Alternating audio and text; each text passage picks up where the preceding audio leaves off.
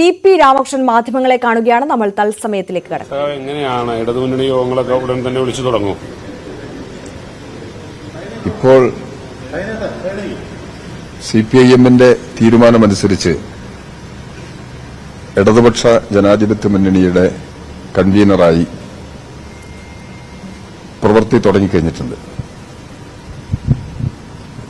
മുന്നണി യോഗം കക്ഷി രാഷ്ട്രീയ പാർട്ടികളുടെ നേതൃത്വവുമായിട്ട് ആലോചിച്ച് മുന്നണി യോഗം വിളിച്ചു ചേർക്കുന്നതിനുള്ള നിലപാട് സ്വീകരിക്കുന്നു.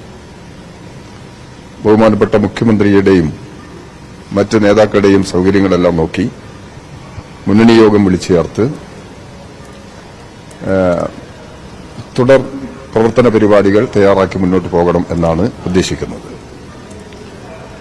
ഇടതുപക്ഷ ജനാധിപത്യ മുന്നണി ജനങ്ങളുടെ നാനാതരത്തിലുള്ള ജീവിത പ്രശ്നങ്ങളിൽ തയ്യാറാക്കിയിട്ടുള്ള ഒരു പരിപാടിയുടെ അടിസ്ഥാനത്തിലാണ് പ്രവർത്തിക്കുന്നത്. ഭരണത്തെ ഉപയോഗിച്ച് സാധാരണ ജനങ്ങളുടെ ജീവിതത്തിൽ മാറ്റം വരുത്താൻ എങ്ങനെ ഇടപെടാൻ കഴിയും, അത്തരം കാര്യങ്ങളെല്ലാം ആലോചിച്ച് രാഷ്ട്രീയമായി നേതൃത്വം നൽകുന്ന ഒരു സംവിധാനമാണ് ഇടതുപക്ഷ ജനാധിപത്യ മുന്നണി. ഇടതുപക്ഷ ജനാധിപത്യ മുന്നണി 2016 തെരഞ്ഞെടുപ്പിൽ മത്സരിച്ചപ്പോൾ ഒരു മിനിമം പരിപാടി ജനങ്ങളുടെ മുമ്പിൽ അവതരിപ്പിച്ചിട്ടുണ്ട്.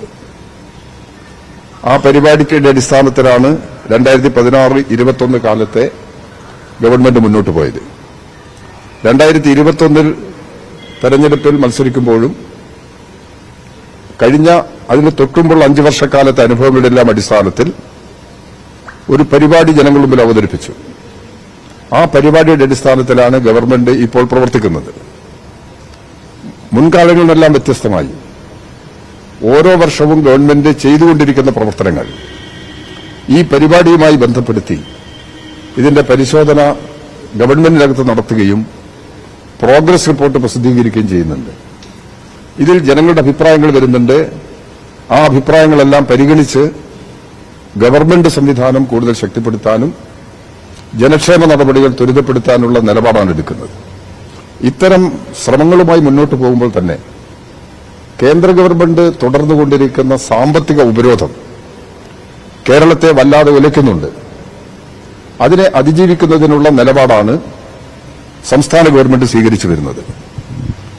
കഴിഞ്ഞ നിയമസഭയിൽ റൂൾ 300 പ്രകാരം LDF കൺവീനർ ടി.പി. രാമകൃഷ്ണൻ മാധ്യമങ്ങളെ കാണുകയായിരുന്നു. നമ്മൾ